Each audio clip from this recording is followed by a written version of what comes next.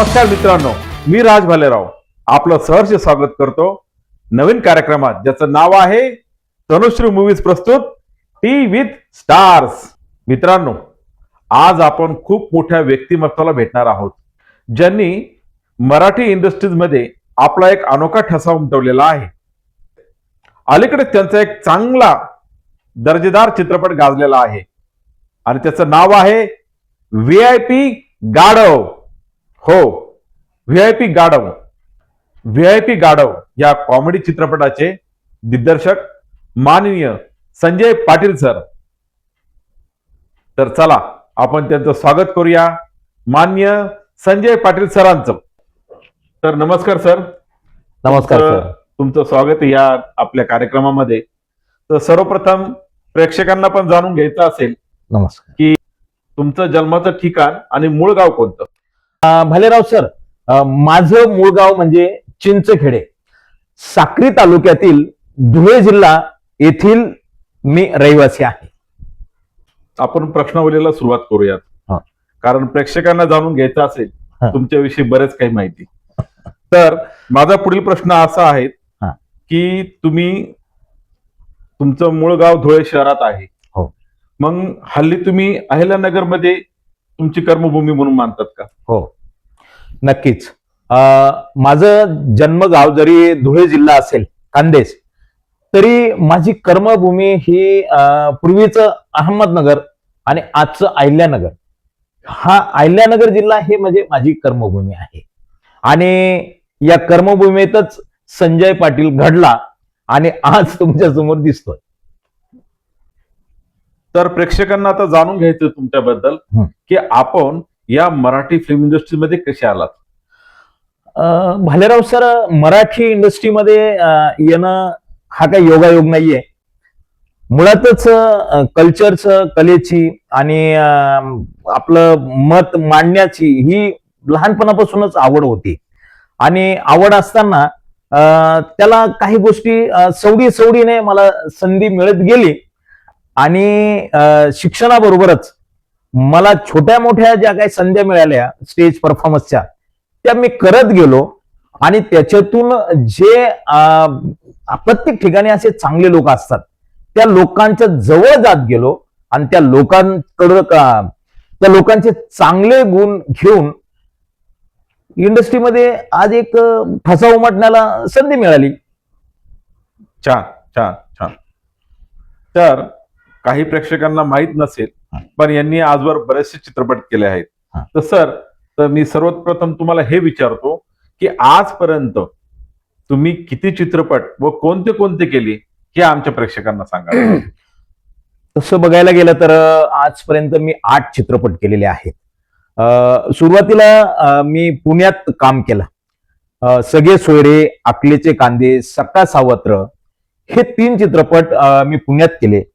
त्या ठिकाणी राजेश पाटोळे म्हणून दिग्दर्शक DOP आहेत, त्यांच्या मार्गदर्शनाखाली त्यांना मी असिस्ट केलं आणि त्या ठिकाणी हे 3 चित्रपट मला पुण्यात करायला भेटले. त्या चित्रपटामध्ये सख्खा सावत्र या चित्रपटात मकरंद अनासपुरे, क्रांती रेडकर, प्रिया बेर्डे, भारत गणेशपुरे असे दिग्गज कलाकारांना त्या चित्रपटात मला डायरेक्ट फेस करायला भेटलं. आणि त्याच्यानंतर मग अहमदनगरला मी काल भैरव, ट्रॅफिक जाम, VIP गाढव आणि आता लगेचच रिलीज साठी तयार असलेला माझा भाऊचा धक्का, असे जवळजवळ 8 चित्रपट माझे सध्याच्या माझ्या या कारकिर्दीत आतापर्यंत तरी रेडी आहेत. काही सगळे मॅक्झिमम प्रदर्शित झाले, फक्त एक चित्रपट आता रिलीज साठी रेडी आहे सर. वाह वाह, छान छान. आता तुमच्यासाठी हा वैयक्तिक प्रश्न असेल, जरा खासगी विचारतो. ओके. की या सर्व चित्रपटांपैकी तुम्हाला मनाला भावलेला चित्रपट कोणता, जो खूप आवडतो? साहजिकच आहे, जो आवडे सर्वांना तोच आवडे दिग्दर्शकाला. खरं जर सांगायचं म्हटलं तर प्रत्येक चित्रपटाला दिग्दर्शक हा तेवढंच प्रेम करतो. असं नाही म्हणता येणार की हा चांगला बनवला आणि हा वाईट बनवला. चित्रपटाचा दिग्दर्शक म्हणजे त्या चित्रपटाची आईच असते, कारण प्रत्येक चित्रपटाला तेवढा जीव लावला जातो आणि त्याच्यातून ज्या वेळेस प्रेक्षक त्याला दाद देतात, प्रेक्षक त्याला डोक्यावर घेतात, साहजिकच तो चित्रपट दिग्दर्शकाला आवडायला लागतो. आणि असा चित्रपट म्हणजे तुम्ही सगळ्यांनी, म्हणजे माझ्या मायबाप प्रेक्षकांनी, सगळ्या मित्रांनी तो चित्रपट तुम्ही डोक्यावर घेऊन नाचलाच नाही तर त्या चित्रपटाला आपण समुद्रापर्यंत या प्रेक्षकांच्या मार्गदर्शनातून पोहोचलाय. तो चित्रपट म्हणजे VIP गाढव. जवळपास माझ्या माहितीप्रमाणे आपल्याला या मराठी इंडस्ट्रीजमध्ये 20 वर्ष तरी झाली असतील. बरोबर आहे. मला मराठी इंडस्ट्रीमध्ये 22 वर्ष झाली. वा, 2 वर्ष मी कमी सांगितले हो. होते. तर मग या तुमच्या कारकिर्दीमध्ये काही अडचणी, शेवटी कुठलाही आपण बिझनेस करतो किंवा कुठल्याही इंडस्ट्रीमध्ये पाऊल ठेवतो तर काही अडचणींना सामोरे जावं लागतात. कधी कोणाची साथ मिळते, कधी कोणाची मिळत नाही. असे चांगले वाईट जे अनुभव आले आहेत ते आमच्या प्रेक्षकांना जाणून घ्यायचे आहेत. रसिक मित्रांनो व माझ्या हितचिंतकांनो, सरांनी खूप सुंदर प्रश्न विचारला. आता एवढा 22 वर्षाचा हा जो एक पिरियड आहे, तर काहींच्या नजरेत तो स्ट्रगल पिरियड असेल, पण माझ्या नजरेत तो करिअर करायचा तो एक पिरियड आहे. करिअर अशा शब्दाने म्हणल मी, कारण प्रत्येक चित्रपट ज्यावेळेस दिग्दर्शक घेतो, म्हणजे आम्ही लोक भालेराव सर आपण चित्रपट घेतो, तो चित्रपट पहिल्या चित्रपटासारखा आपण त्याच्यासाठी मेहनत करतो, पडेल ते काम करतो. असं काम नाही की जो दिग्दर्शक करत नाही. सर तुमचंच बघा ना, तुम्ही काय नाही करत. म्हणजे प्रत्येक चित्रपट, मग आता हे चित्रपट बनवताना सुरुवातीपासून तर चित्रपट रिलीज होईपर्यंत जर लिस्ट आउट केली तर सगळ्यात जास्त काम हा दिग्दर्शक करत असतो. आणि त्याच्यात स्ट्रगल नाही किंवा हे नाही, तो आनंदही हो. आणि आनंद अशा अर्थाने असतो की आपण एक मेहनत करायला घेतलेली असते, एक टार्गेट हातात घेतलं असतं आणि तो अचीव्ह होतं. मायबाप प्रेक्षक त्याला डोक्यावर घेतात आणि त्यांच्या टाळ्या हाच आपला आशीर्वाद असतो. आणि हा आशीर्वाद जेव्हा आपल्या पाठीशी यायला लागतो त्यावेळेस बरेचसे हितचिंतक, त्यांना आपल्याविषयी कोणाला प्रेम वाटतं तर कोणाला दुःख वाटतं. ज्यांना दुःख वाटतं ते स्पीड ब्रेकर सारखे आपल्या समोर येतात आणि ज्यांना आनंद वाटतं ते आपल्या पाठीवर थाप देऊन लढ म्हणतात.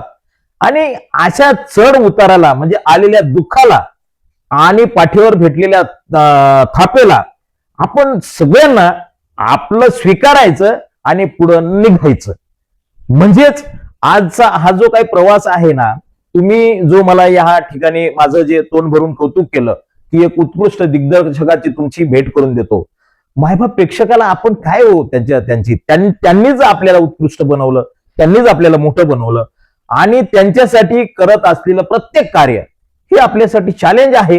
दुःख असो नाही तर सुख असो, मी तर असं म्हणेल, मला स्पीड ब्रेकर तयार करणाऱ्यांनी यावं. तुम्ही तुमचे स्पीड ब्रेकर करत राहा, आम्ही तुम्हाला उत्तर देणार आणि आमच्या मायबाप प्रेक्षकांसाठी नवीन नवीन कलाकृती घेऊन येतच राहणार. वा, बघा प्रेक्षकांनो, प्रत्येकाच्या जीवनात चढउतार हे असतातच, पण त्यातूनही सर मार्ग काढत गेले आणि तो खडतर प्रवास करून आज या उच्च ठिकाणी पोहोचलेले आहेत.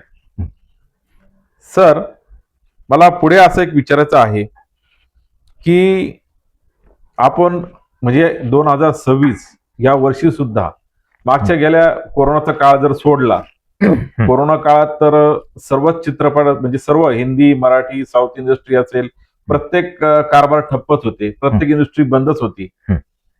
पण कोरोना काळाच्या अगोदर पण आणि आता सध्या रिसेंटली मराठी चित्रपट बरेचसे असे चालत नाही म्हणावे तितके. तर मराठी चित्रपट चांगल्या रीतीने चालावे, चांगला त्यांनी व्यवसाय करावा, यासाठी काय करावं असं तुम्हाला वाटतं? सर खूप सुंदर प्रश्न विचारला. कारण कसं असतं, एक चित्रपट हा एक प्रोजेक्ट आहे. ज्या पद्धतीने एखादी कंपनी प्रोजेक्ट घेते आणि तो प्रोजेक्ट पूर्ण करते आणि तो बाजारात ठेवते आणि त्याचा मोबदला त्या कंपनीला मिळत असतो आणि मग ती कंपनी पुढचा प्रोजेक्ट घेते. मग एवढी मोठी कंपनी जर पहिला प्रोजेक्ट पासून जर त्यांना आउटपुट मिळत नाही, तोपर्यंत पुढच्या प्रोजेक्टला हात घालत नाही, तर इथं एक सिंगल प्रोड्युसर असतो चित्रपट निर्मितीसाठी. आणि आजचं बजेट जर बघितलं भालेराव सर, तर कोटीने आज सध्या खर्च येतो चित्रपटाला. मग जर कधी कोटीने चित्रपटाला खर्च येत असेल, तर कोटी रुपये खर्च केलेला चित्रपट आपल्याला काय देतो हे जर बघितलं तर मराठी इंडस्ट्री शोकांतिका आहे. कधी कधी निर्मात्यांपुढे आम्हाला जेव्हा प्रेझेंट व्हावं लागतं, की एखाद्या निर्मात्याला आम्ही जेव्हा सांगतो की सर चित्रपट निर्मिती करूयात, तर त्यांचा एकच प्रश्न असतो, सर तुम्ही मी लावलेले पैसे मला परत देणार? तर एका सेकंदात आम्हाला उत्तर देता येत नाही. आमच्या चेहऱ्यावर प्रश्न येतो आणि तो प्रश्नच निर्माता ओळखून घेतो आणि निर्माता म्हणतात की सर प्रश्न तुमच्याच चेहऱ्यावर आहे. हाच मराठी चित्रपटाचा सध्याचा खरी हे भवितव्य आहे.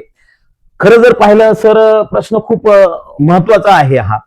मला जर तुम्ही विचारलं तर मराठी चित्रपट चालण्यासाठी काय केलं पाहिजे, मुळात जर कधी बारीक अभ्यास केला तर मराठी चित्रपटावर प्रेम करणारे कलाकार, मराठी चित्रपटावर प्रेम करणारे टेक्निशियन्स, मराठी चित्रपटांवर प्रेम करणाऱ्या हितचिंतक या सगळ्यांनी जर ठरवलं की पहिला आठवडा आम्ही चित्रपट चालवणार, म्हणजे मी दिग्दर्शक आहे, मी फक्त माझे चित्रपट बघायला जातो, पण मी असं ठरवायला पाहिजे, मी दिग्दर्शक जरी आहे ना तर मी मराठी चित्रपटाचा एक शिपाई आहे ना, मराठी इंडस्ट्रीचा एक शिपाई आहे.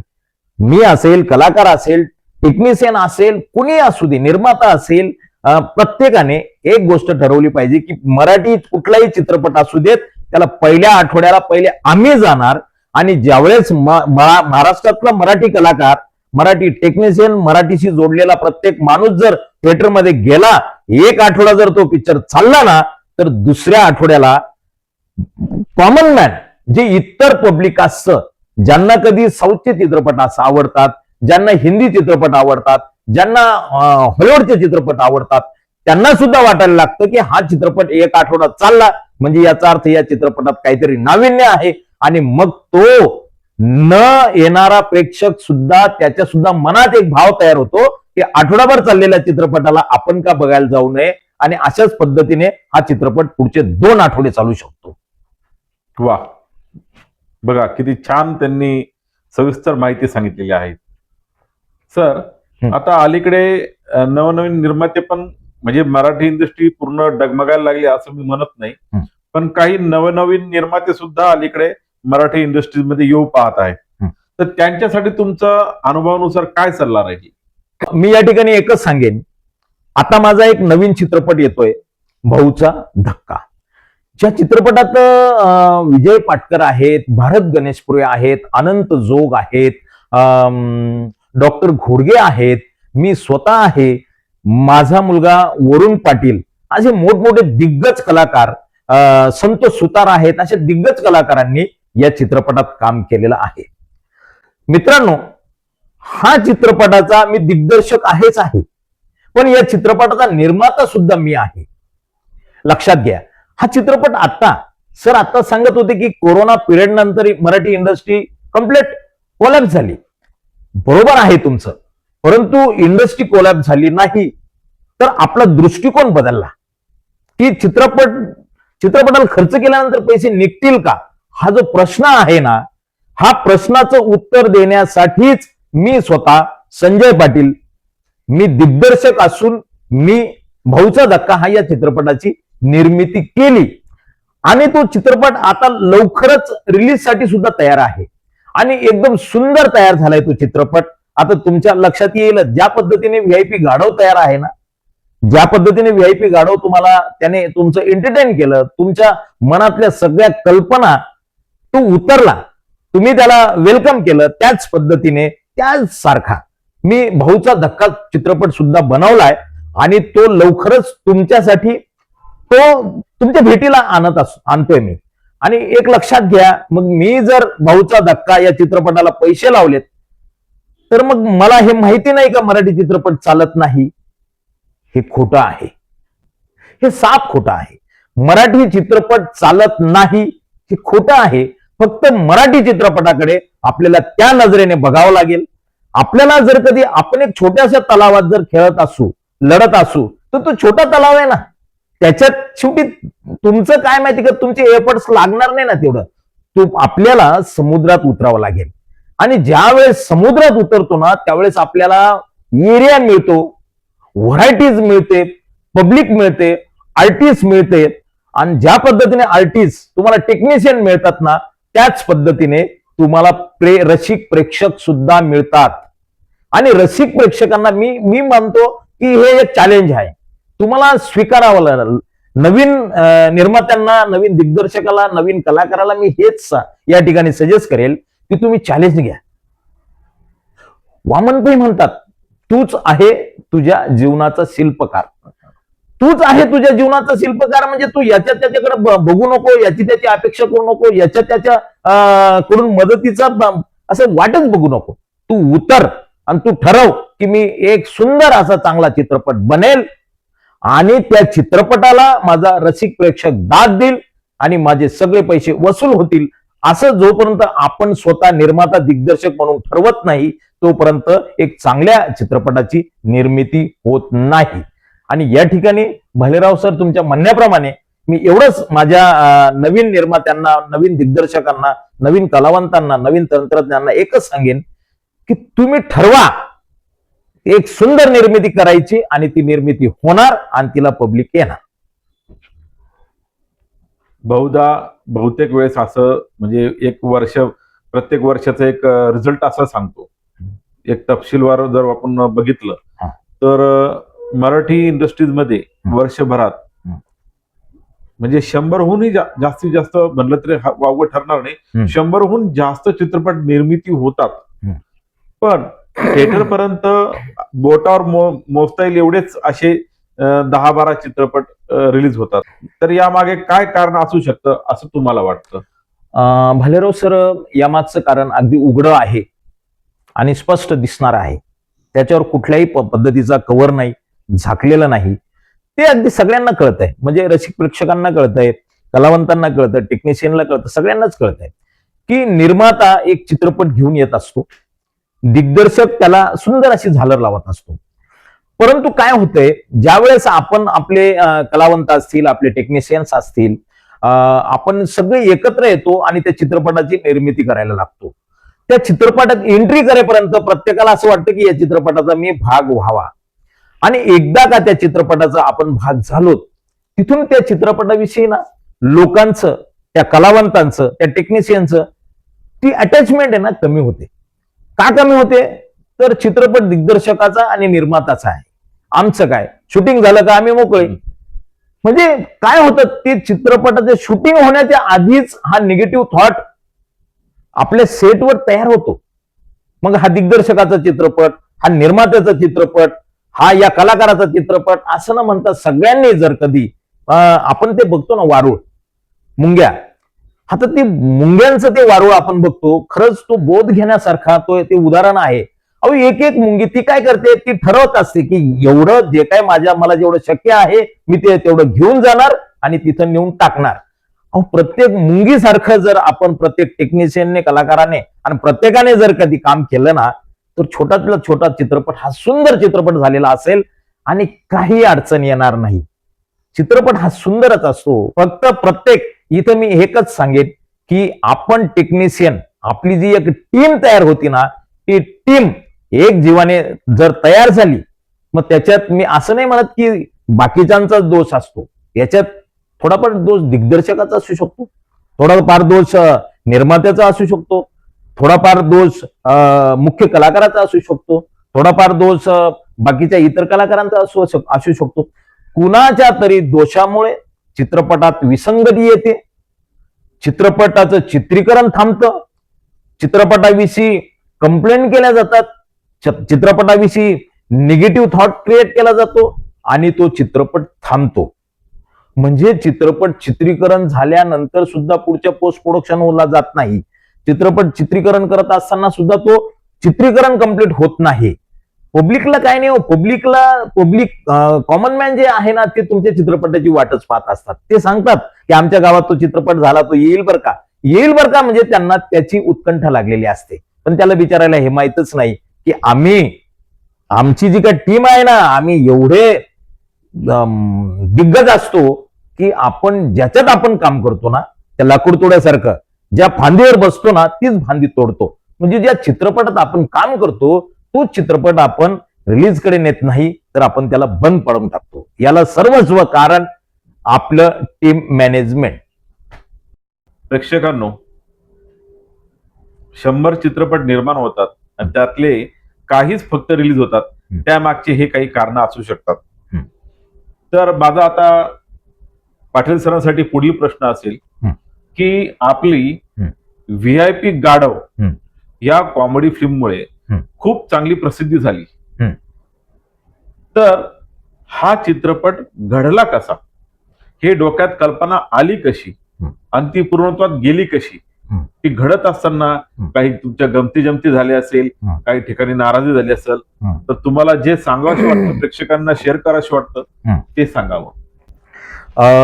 मुळातच व्हीआयपी गाढव हा जो चित्रपट आहे ही एक सुंदर अशी कलाकृती आहे आणि प्रत्येक सुंदर असा चित्रपट जो काय आहे ना तो त्याच्यात परिपक्व असतो. तो काहीतरी असं त्याच्यातला एक स्पेशल घेऊन येतो आणि तो रसिक प्रेक्षकांसमोर प्रेझेंट होतो आणि त्याला दाद दिली जाते. व्हीआयपी गाढव हा चित्रपट बनत असताना माझे मित्र डॉक्टर रणजित सत्रे हे स्वतः निर्माता आहेत आणि त्यांनी त्यांच्या डोक्यात एक सुपीक कल्पना आली.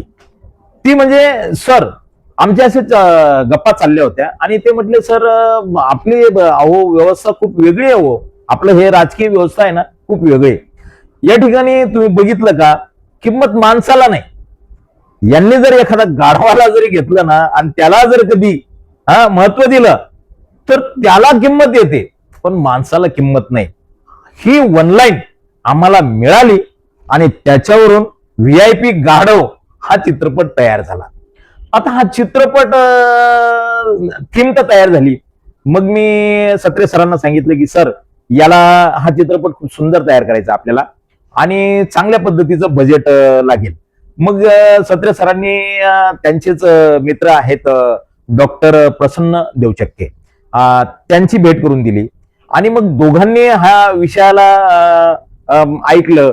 आमचं प्रेझेंटेशनवर त्यांनी लक्ष दिलं आणि त्यांना पण लाईक झालं की खरंच हा विषय चालण्यासारखा विषय आहे. आणि प्रसन्न सर आणि सत्रे सर या दोघांनी या चित्रपटासाठी फायनान्स पुरवला. म्हणजे या चित्रपटाचे 2 निर्माते आहेत आणि या चित्रपटाचा दिग्दर्शक मी आहे. आणि ज्यावेळेस आम्ही 3 जण एकत्र बसलो म्हणजे सातत्याने याच्यावर चर्चा सुरू झाल्या आणि त्याच्यानंतर जेव्हा कथानक एक सुंदर झालं, एक छान असं कथानक तयार झालं आणि ते दिसायला लागलं, मग डॉक्टर साहेब म्हणायला लागले प्रसन्न सर की याचं नाव गाढव वगैरे नको ठेवायला, याचं नाव आपण डॉंकी ठेवू, डॉंकी, व्हीआयपी डॉंकी. मी सरांना म्हटलं नाही सर, तुम्ही डॉंकी म्हणा मंकी म्हणा त्या नाही, त्या मग इथं जो आनंद आहे ना, जो व्हीआयपी गाढव मध्ये आनंद आहे ना, त्या गाढवामध्येच आनंद आहे आणि आपल्याला गाढवच ठेवावं लागेल. म्हणजे तिथे नावापासून जेव्हा आम्ही हे सुरू झालं ना, ते म्हटले अहो गाढवालाच आम्ही डॉंकी म्हणतो. म्हटलं तुम्ही म्हणा पण मला गाढवच लागेल. कारण गाढव हे तळागाळातील कॉमन मॅन सगळ्यांचा एक इमानदार प्राणी आहे आणि सगळ्यांना तो माहिती आहे आणि असं अटॅच आहे. असं मला नाही वाटत की आपल्या महाराष्ट्रात कोणी असा असेल की ज्याला गाढव माहित नाही. म्हणजे ठीक आहे, सपोज पाहिलं जरी नसेल ना पण नावानं तरी गाढव माहिती आहे आणि गाढवाचा अर्थ काय हे माहिती आहे. आणि त्याच्यानंतर आमचं ठरलं आणि तिथून पुढे मग कास्टिंगवर जेव्हा चर्चा झाली आमची की आता तो कलाकार शोधायला लागेल ना आपल्याला. मग त्यांना मी एकच सांगितलं की हा विषय खूप जबरदस्त विषय आहे आणि हा विषय जर आपल्याला रसिक प्रेक्षकांपर्यंत पोहोचवायचा असेल तर या ठिकाणी ताकदीचे माणसं लागतील. मग ताकदीचे माणसं कोण, म्हणजे कलाकार. म्हणजे ते त्यांच्या त्या याच्यात परिपक्व आहेत आणि त्यांना बघितल्यानंतर ही स्टोरी कुठंतरी मूव्ह होताना दिसेल असे कलावंत. मग त्याच्यात विजय पाटकर सर आलेत, भाऊ कदम आलेत, भारत गणेशपुरे आलेत. नंतर म्हणजे अशा पद्धतीचे हे जेव्हा मेन कलाकारांची फळी उभी राहिली आणि त्याच्यानंतर प्रश्न असे पटापट सुटत गेलेत आणि ज्यावेळेस मी भाऊ कदमला ही स्टोरी ऐकवली तर भाऊ म्हटले, पाटील सर कथेतच खूप दम आहे आणि मजेल, छान आहे कन्सेप्ट. पाटकर दादा पण म्हटले, हा विषय आणला कस काय तुम्ही? भारत गणेश पुरे तो म्हटलं की यार बहुत बढ़िया, कुछ तो भी अलग होने वाला है. आणि कलाकारांनी दाद दिली, निर्मात्यांनी दाद दिली. साहजिक मला तो विषय आवडलेलाच होता. आणि सगळ्यांची ताकद, मग माझं जे टेक्निशियन आहेत, माझी सगळी टेक्निकल टीम, सगळ्यांना एकत्र येऊन सविस्तर आम्ही विषय मांडला. सगळ्यांना लोकेशन दाखवलं, कुठं काय शूट होणार आहे, काय करायचं, किती धावपळे, कारण की क्राऊड खूप होतं त्या चित्रपटाला, क्राऊड खूप होतं त्या चित्रपटाला, वेगवेगळे लोकेशन्स होते. 100% आम्ही त्या व्हीआयपी गाढव या चित्रपटासाठी सगळे लोकेशन, लाईव्ह लोकेशन वापरले. म्हणजे कुठलाही सेट आम्ही तिथं तयार केलेला नाहीये. जे काय आहे ते नॅचरल आणि आपल्या अहिल्यानगर जिल्ह्यात अख्खा तयार झालेला हा चित्रपट आहे. अहिल्यानगरचा एक एक कॉमन मॅन या चित्रपटात आहे. आपल्या टाकळी ढोकेश्वर रोड जो आहे तिकडे गोरेगाव नावाचं गाव आहे आणि त्या गावात हा चित्रपट मी चित्रीकरण केला. भलेराव सर, त्या गावात जेव्हा मी चित्रीकरणासाठी गेलो, मला तर आधी ते गाव खूप आवडलं. कारण त्या गावाचं स्ट्रक्चर जर तुम्ही पाहिलं, खेडेगाव आहे पण खूप सुंदर आहे. तिथं झाडी ते सगळं ते त्यांनी मेंटेन केलं, गावकऱ्यांनी ना ते गाव मेंटेन केलं. आणि मी जेव्हा तिकडे एंट्री केली आणि मग त्या गल्ली इकडे तिकडे फिरत होतो, तर त्यावेळेस मला ना तो चित्रपट असं दिसायला लागला. त्या गावात सरपंचांचं सहकार्य झालं, त्या गावकऱ्यांचं सहकार्य झालं. त्यांना मी एकच सांगितलं, म्हटलं हे पहा, मी चित्रपट बनवणार आहे, मी कथा घेऊन येणार आहे, मुंबईहून काही 5-6 मेन कलाकार आणणार आणि बाकीचं जे काही गाव आहे ना, त्या गावातलं मी तुमचं काय घेणार, मी तुमचे भांडे घेणार, तुमचे जनावरं घेणार, तुमचे घरं घेणार, तुमचे दारं घेणार, तुमचे कपडे घेणार, मी सगळं घेणार, पण मला तुम्हाला घेता नाही येणार. आणि जर तुमची इच्छा असेल की या चित्रपटात तुम्ही पण असायला पाहिजे, तर मग मी जे सांगेल ते तुम्हाला ऐकावं लागेल. कारण की या चित्रपटातलं टेक्निकली ज्या काही गोष्टी आहेत त्या मला माहित आहेत. या चित्रपटातलं पात्र, कोणतं पात्र काय करणार आहे ते मला माहित आहे. त्याच्या ऍक्शन्स रिॲक्शन्स काय आहेत ते मला माहिती आहे. आणि तुम्ही लोकांनी जर कधी असा मनात न्यूनगंड न आणता हे जर ऍक्सेप्ट केलं की चला पाटील सर आपले आहेत आणि पाटील सर जे सांगतील ते आपण करूयात, तर 100% तुम्हाला सांगतो, या चित्रपटात तुमच्या गावातला तुम्ही असाल, तुमच्या घरातले म्हणजे मांजर असो, कुत्रा असो, काय असेल नसेल ते सगळं मी या चित्रपटात घेईल. आणि अशी जर तुमची तयारी असेल तर बोला. आणि सायंकाळी मग सरपंच साहेबांना ही माझी कन्सेप्ट खूप आवडली. ते म्हटले, सर 100% आमचं गाव घेणार आहात, तर मग आमचे गावकरी का नको? मग सरपंच साहेबांनी सांगितलं, मग माझं टर्म्स अँड कंडिशन. सरपंच साहेबांनी सायंकाळी गावाला दौंडी दिली, गावाला बोलवून घेतलं आणि गावाला सांगितलं की तुम्हाला सगळ्यांना चित्रपट येण्याची संधी आहे, फक्त अट एवढीच आहे की डायरेक्टर जे सांगेल तसं आपण सगळ्यांनी ऐकायचं. आणि गावाने ठरवलं, गाव करी तिथं राव काय करी. आणि त्या दिवशी गोरेगावने दाखवून दिलं, गोरेगावातला गाव गावच नाही. काही दिवसाने असा प्रकार घडला, त्या गावातल्या मुली लग्न होऊन ज्या बाहेर गावी गेल्यात त्या मुली त्या गावात परत आल्यात. त्या मुलींचं चित्रीकरण झालं, त्यांना आवडलं, त्यांनी त्यांच्या नवऱ्यांना बोलून घेतलं. म्हणजे गावच नाही तर गावचे जावई सुद्धा या व्हीआयपी गाढव मध्ये मी चित्रीकरण केलेले आहेत. आणि हा अनुभव जेव्हा ते भाऊ कदम, विजय पाटकर, भारत गणेश पुरे बघत होते आणि त्यांनी जे पाहिलं ते म्हटले, त्यांनी मला हात जोडले, संजय फार भयान माणूस आहे, तू काय करशील सांगता येत नाही, कसलं सगळं तू महोत्सव करून टाकला. आणि तो महोत्सव एक एंटरटेन, खरं गावचं गाव पण खरा गावचा गावकरी, हेच व्हीआयपी गाढवचं यश आहे, व्हीआयपी गाढवचं सक्सेस आहे. बर. आणि त्या व्हीआयपी गाढवामध्ये जेव्हा तुम्ही व्हीआयपी गाढवचं शूटिंग करत होतात त्यावेळेस काही गमती जमती झाल्या का, किंवा काही असं सांगण्यासारखा काही प्रसंग आहे का? खूप सुंदर प्रसंग आहे. आधी विजय पाटकरांचं चित्रीकरण झालं आणि भाऊंचं तिथं हवाई उद्याचं शूट होतं. त्यामुळे भाऊ सुरुवातीला मला एक 5-7 दिवस अवेलेबल झाले नाही. आणि झी बरोबर आमचं बोलणं करून मग भाऊ मला अवेलेबल झालेत आणि 5 दिवसानंतर भाऊ आले. तोपर्यंत विजय पाटकरांचं मॅक्झिमम जे काही शूट होतं विजय पाटकरांचं होतं. मी स्वतः एक रोल केलेला आहे त्याच्यात, माझं होतं. बाकीचं इतर जे काही आहेत आमची सगळी टीम, सगळ्यांचं चित्रीकरण मी करून घेतलं. आणि नंतर भाऊ कदम आलेत. भाऊ कदम आल्यानंतर वेलकम केलं भाऊंना गेटअप वगैरे केलं. आणि भाऊ म्हणे थोडस पाटील साहेब मला सांगाल काय आपल्याला काय सिच्युएशन काय आहे. भाऊ मेकअप वगैरे करून आलेत आणि सिच्युएशन म्हटलं 100% भाऊ तुम्हाला या सगळ्या गोष्टीचं मला सांगावं लागेल. पण त्याच्या आधी या चित्रपटाचा जो मुख्य नायक आहे, जो मेन कलाकार आहे, जो अभिनेता आहे, त्याची आणि तुमची भेट करून देतो. भाऊ कदम अशा प्रश्नार्थक नजरेने माझ्याकडे बघायला लागले. मला तर सांगितलं गेलं की मुख्य नायक मी आहे, या चित्रपटाचा जो काही मेन कलाकार आहे तो मी आहे. आणि डिरेक्टर सांगतो की तुम्हाला मुख्य नायकाची भेट करतो. त्यांच्या चेहऱ्यावर प्रश्न उभा राहिला आणि ते मला अपेक्षित होतं. मग भाऊ आता म्हणणार कसं, पण भाऊ म्हणे ठीक आहे चला भेटवा. मग भाऊ असं थोडस जड अंतकरणाने माझ्या पाठीपाठी आलेत. आणि मग आम्ही अशा ठिकाणी गेलो ज्या ठिकाणी माझा मुरली म्हणजे माझा व्हीआयपी गाढव, ज्या ठिकाणी मी त्याला एका ठिकाणी त्याला थांबवलेलं होतं, त्याला बसवलेलं होतं, त्या ठिकाणी गेलो आणि भाऊला सांगितलं भाऊ हा आपल्या व्हीआयपी गाढव चित्रपटाचा मुख्य नायक मुरली आणि याचा हा चित्रपट. आता याच्यानंतर तुम्ही. भाऊ कदमच्या डोळ्यात पाणी आलं. भाऊ म्हटले पाटील सर ग्रेट, मला तुम्ही अशी ओळख करून दिली की ही आयुष्यात मला ही ओळख मी विसरू शकत नाही. म्हणजे याच्या आधी कधी मला अशी ओळख झाली नाही आणि याच्या पुढे माझ्या आयुष्यात अशी कलाकाराची ओळख होणार नाही. आज मला कळलं की तुम्ही व्हीआयपी गाढव का म्हणतायत.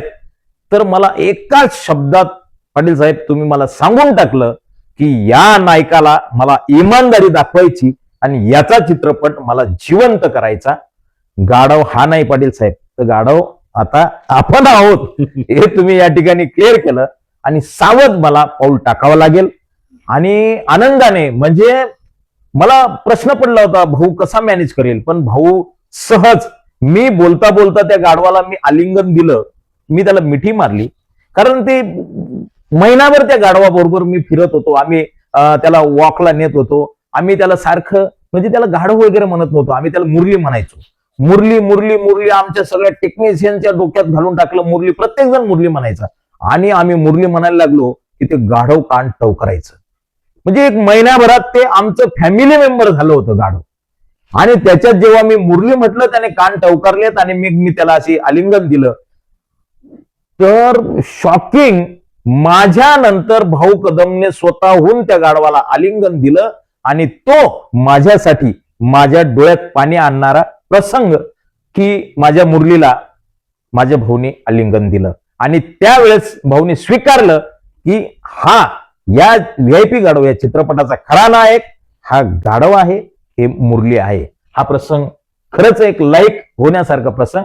आणि हे भाऊ कदम सुद्धा त्यांच्या मुलाखतीत सांगत असतात.